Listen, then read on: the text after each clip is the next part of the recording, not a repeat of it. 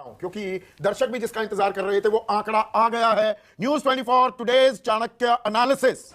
कर्नाटक की तस्वीर क्या है? कांग्रेस 120 सीटें, 113 है बहुमत का आंकड़ा। 113 से बड़े कंफर्टेबल मार्जिन के साथ 120 पर आती हुई कांग्रेस। बीजेपी ट्रिपल फिगर्स में नहीं जा रही है, 2.5 का आंकड़ा नहीं पार कर पाई है, 92 सीटें।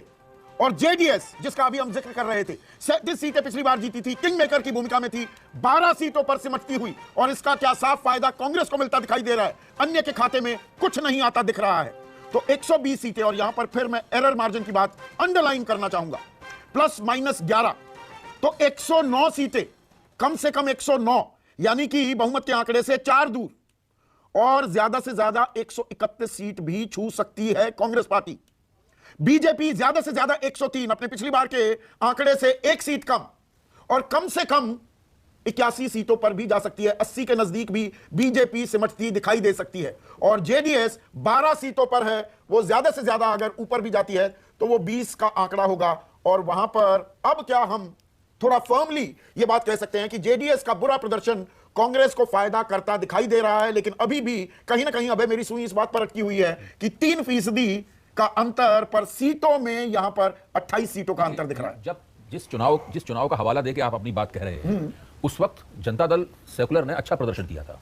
यहां पर जो बात निकल के आ रही है, नई बात यह है कि जनता दल सेकुलर की हालत खराब है।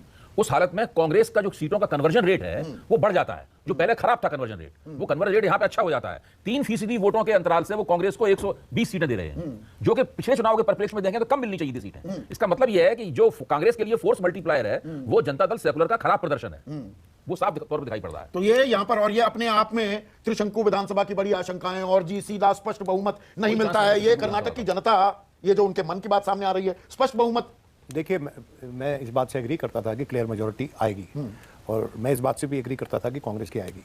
लेकिन मैं as a principle elections predict नहीं करता हूं, मैं ट्रेंड्स के बारे में लिखता हूं। और ट्रेंड्स के बारे में मैंने आपको बार बार कहा, मैंने अभय को भी बताया कि इतने प्रखर तरीके से वोटर को मैंने कांग्रेस के पक्ष में बोलते हुए पहली बार 2014 के बाद सुना किसी भी स्टेट इलेक्शन में, क्योंकि हिमाचल में गया नहीं था।